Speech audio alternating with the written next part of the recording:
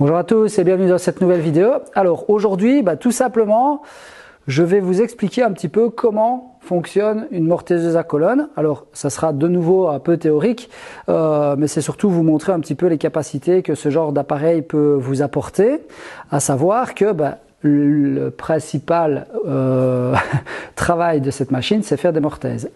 Après, j'ai la chance d'avoir acheté un mandrin supplémentaire qui vient se fixer à la place du bédane carré qui me permet de l'utiliser comme foreuse à colonne ou perceuse à colonne, avec le gros avantage évidemment que j'ai l'avance, le recul et la translation droite-gauche pour la foreuse à colonne. C'est quand même assez intéressant. Donc voilà, je vais essayer de vous montrer un petit peu les spécificités, comment brider la pièce, ce qu'on peut faire, comment, les butées, les réglages, et puis ça sera déjà pas mal, hein. Qu'est-ce que tu en penses, Ethan? Alors c'est bien aussi puisque Ethan ne connaît pas spécialement la machine, donc on va regarder à tout ça. Allez, c'est parti. Première chose à savoir, comme tous les outils qui tournent, etc., on essaye, on ne met pas les bijoux, les machins, tous ces trucs-là, je l'ai déjà dit et répété sur toutes les autres vidéos, c'est le même principe pour celle-ci, même si la machine est relativement moins dangereuse que les autres en termes d'absorption d'objets ou autres, puisque la seule partie tournante finalement, c'est la mèche qui est à l'intérieur du bédane carré. Alors, qu'est-ce qu'un bédane carré? Le bédane carré, c'est tout simplement en fait une mèche comme ceci, d'accord, qui va descendre et faire évacuer le copeau par le haut, et celui-ci va remonter à travers la lumière ici latérale du bédane. Donc quand on va rentrer, la mèche va faire remonter le copeau qui va s'évacuer donc par le côté du bédane carré. Ok, donc on monte, on descend, on monte, on descend, on monte, on descend. Il existe évidemment différentes tailles, donc ça part de 6 et ça va jusqu'à, j'imagine, 22. Pour être tout à fait honnête, au jour d'aujourd'hui, je n'ai que 6, 8, 10, 12 et je n'ai jamais été bloqué. Maintenant, voilà, s'il fallait recommander des plus grosses ou des plus petites, je sais le faire. Alors, comment est-ce que ça fonctionne réellement? Donc ici, on va ouvrir le capot.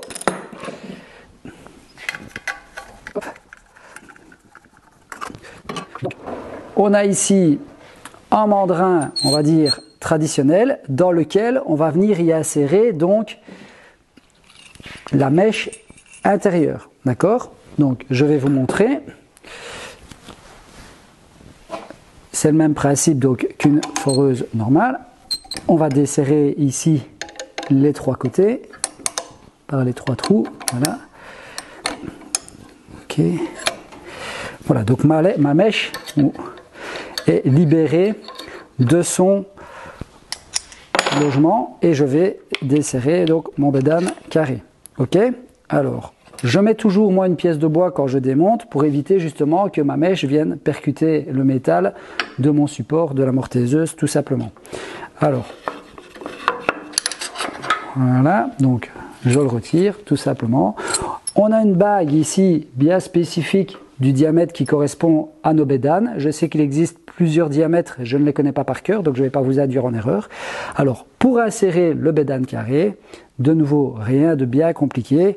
Petite astuce, moi, je viens positionner donc un morceau de bois ici par-dessous. J'insère d'abord mon bédane. Je mets mon petit morceau de bois par-dessous.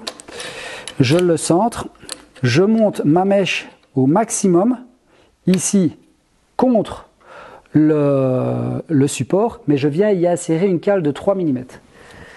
Et je vais vous expliquer pourquoi. Donc ici, entre mon support, j'espère que ça se voit bien à la caméra, et mon bédane, je viens y insérer une cale de 3 mm. J'ai ma mèche qui est parfaitement encastrée, à fond, et je viens serrer mon bédane. D'accord? Comme ça, je suis sûr que ça ne bouge plus. Je viens ensuite y mettre ma mèche et je serre ici le mandrin.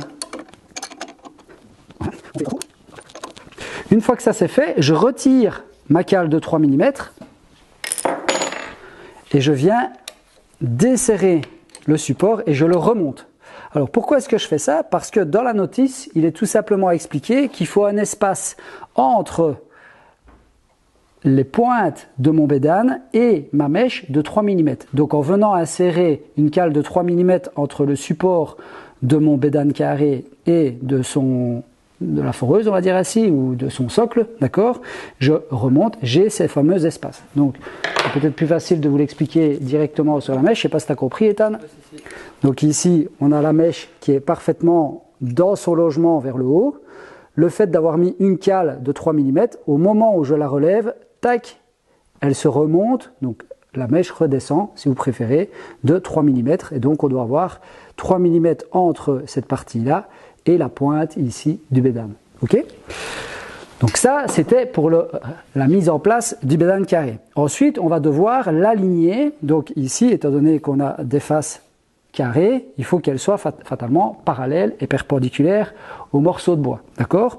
Donc qu'est-ce qu'on va faire ? On va reculer son bédane, on va venir le descendre et on va venir tout simplement aligner notre bédane contre notre pièce de bois et vérifier qu'il est bien gauche-droite contre le bédane. Alors, je vais m'approcher.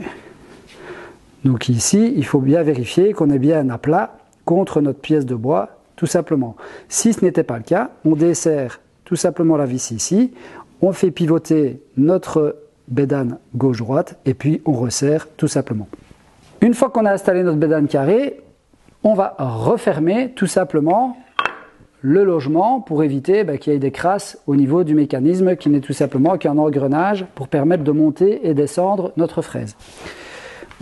Alors, on remet tout simplement le capot, on le referme, voilà. Quels sont les différents réglages de la mortaiseuse? Premièrement, on va pouvoir monter, descendre la mortaiseuse, d'accord, pour faire des mortaises plus ou moins hautes. Pour le réglage de profondeur, rien de plus simple, c'est un petit peu le même principe que la défonceuse. On va venir, moi en tout cas, je pointe ma mortaiseuse dans mon morceau de bois, et alors ici à gauche, je vais vous tourner la mortaiseuse, c'est le gros avantage de l'avoir mis sur roulette. Ici sur la gauche, j'ai donc une tige. Voilà, j'espère que ça se voit. Est-ce que ça se voit à la caméra?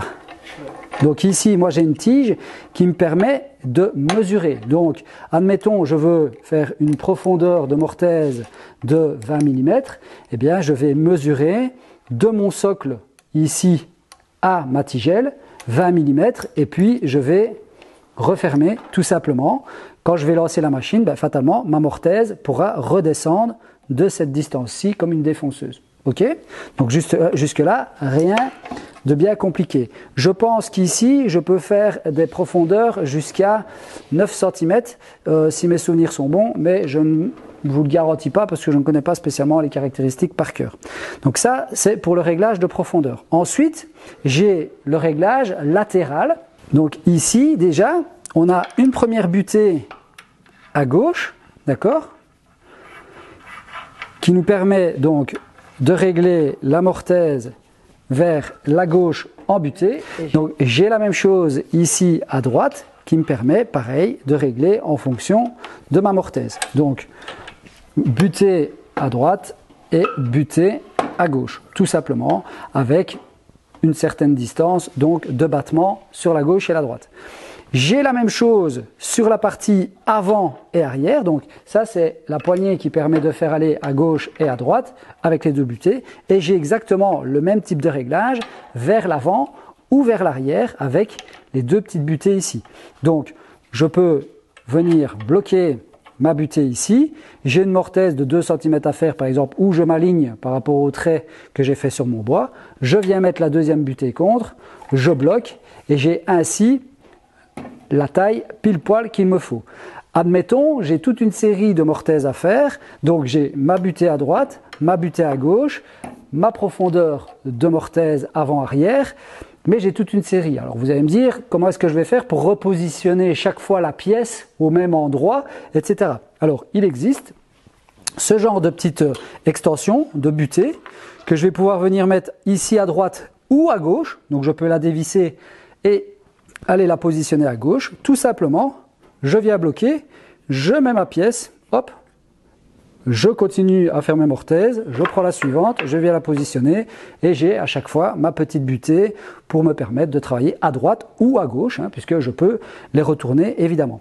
Alors, pour maintenir les pièces, c'est assez facile également, c'est-à-dire que on a les sauterelles qui sont fournies avec, donc qui sont réglables en profondeur et aussi en hauteur en fonction de la position de travail.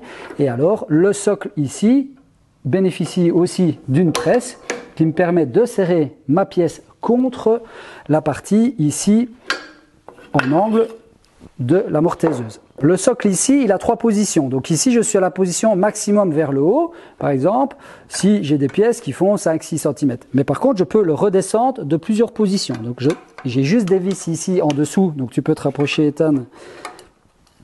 Donc ici, normalement, il y a 4 vis. Donc une vis, 2 vis, 3 vis, 4 vis, qui me permet d'ailleurs également de faire pivoter le support pour faire justement des mortaises en angle, donc jusqu'à 45 degrés d'un côté et 45 degrés de l'autre. Il suffit juste de mettre le boulon de l'autre côté, enfin la vis de l'autre côté, et ça bascule de l'autre côté. Donc c'est quand même assez sympa.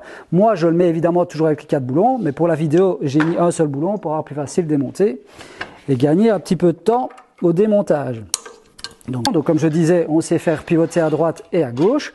J'ai une première position, une deuxième position, pareil, où je peux pivoter droite-gauche, et j'ai encore une troisième position selon donc les différentes pièces. Par exemple, une pièce de charpente où je dois faire une mortaise pour recevoir, je sais pas moi, une jambe de force ou ce genre de choses, pour entailler un entrée ou pour entailler un poinçon. Mais voilà, j'ai différentes pièces pour des montants de porte, pour des montants de porte de meubles, et tout ce qui va avec, évidemment. Ok ?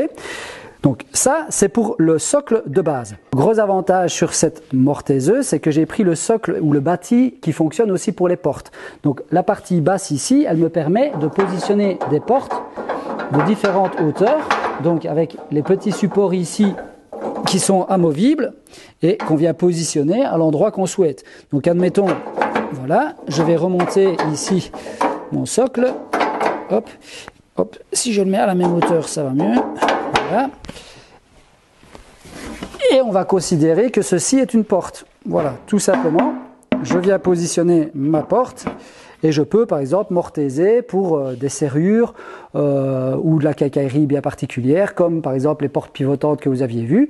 J'aurais très bien pu mettre la porte complète sur la mortaiseuse. C'était évidemment plus facile pour moi de travailler sur le montant seul, mais voilà, ça me permet de défoncer des portes. Donc avec la sauterelle, pareil, donc je viens l'installer à la dimension que je veux. Je peux encore remonter éventuellement si elle n'était pas haute assez. Donc ça, je trouve ça quand même assez sympa. Pareil, comme je le disais, ici, j'ai des butées latérales qui me permet de travailler en série, aussi bien à droite qu'à gauche. Et cette barre-ci peut être glissée, donc je peux la faire glisser à droite et à gauche en fonction, donc justement, de l'endroit où je vais travailler le plus, donc soit le plus vers la droite, soit le plus vers la gauche, avec les petites molettes. Donc tu peux peut-être montrer les petites molettes ici, voilà, donc on défait la molette ici, j'ai la même ici à droite, on desserre, on fait coulisser la barre tout simplement à droite et à gauche, et on a cette petite butée de profondeur qui permet de bloquer tout simplement les portes. Donc voilà pour la mortaiseuse, rien de bien extraordinaire à vous expliquer ou vous raconter de plus, c'est vraiment pour faire de la mortaise tout simplement, mais ça amène quand même pas mal de possibilités avec le fait que ça puisse s'incliner à gauche, à droite, que j'ai des butées d'arrêt, des butées de profondeur, le fait d'avoir un mandrin supplémentaire donc pour pouvoir justement y mettre des mèches traditionnelles qui me permet donc justement d'aller beaucoup plus loin en avant ou en arrière par rapport à une perceuse à colonne traditionnelle, et puis de nouveau pouvoir percer par exemple des trous en multitude avec des espaces constants et à répétition. Donc voilà, c'est un outil, moi je pense, assez intéressant. Je l'ai acquis il n'y a pas si longtemps, je ne sais pas s'il y a plus d'1 an que je l'ai ou s'il y a 1 an, je ne sais plus exactement, mais j'en suis ravi. Il y a quelques détails voilà, qui me chiffonnent. Par exemple ici, c'est des réglages avec des clés Allen, ils auraient très bien pu mettre des petits boutons rapides comme ça pour desserrer, etc. La même chose pour les butées latérales, ils auraient pu mettre des petits boutons plutôt que de devoir jouer chaque fois avec une vis Allen. Les vis ici pour maintenir le plateau, pareil, ça aurait été sympa sympa, des papillons, ça aurait été beaucoup plus vite. Donc c'est des petits détails comme ça qui pour moi pourraient faire vraiment la différence, d'autant plus que c'est pas quelque chose de spécialement bon marché. Ça a son prix, mais c'est du qualitatif. Aussi, petit bémol, on disait avec Ethan, quand on vient positionner une porte, par exemple, on a le décalage ici du socle par rapport au support. Ils auraient très bien pu faire un genre de T plutôt que de faire un L support. Ils auraient pu faire un T et avoir une compensation d'épaisseur du socle. Voilà, c'est des petits détails qui auraient pu être apportés à mon sens, qui ne coûtent pas très cher au niveau de la conception, mais qui auraient pu améliorer tout simplement le confort d'utilisation. Voilà. Est-ce que tu penses qu'il y a d'autres choses à dire, Ethan? Est-ce que tu as compris le principe? Et est-ce que tu penses que les gens auront compris? Oui, c'est bon. Donc voilà, j'espère que cette vidéo vous a plu, que vous aurez compris un petit peu le fonctionnement de celle-ci. Vous l'avez déjà vu en vidéo, vous la verrez encore à l'utilisation sur d'autres projets, dont des portes qu'on doit faire avec Ethan. Et d'ici là, donc, je vous souhaite une bonne soirée et vous dis à demain pour de nouvelles aventures. Salut, salut!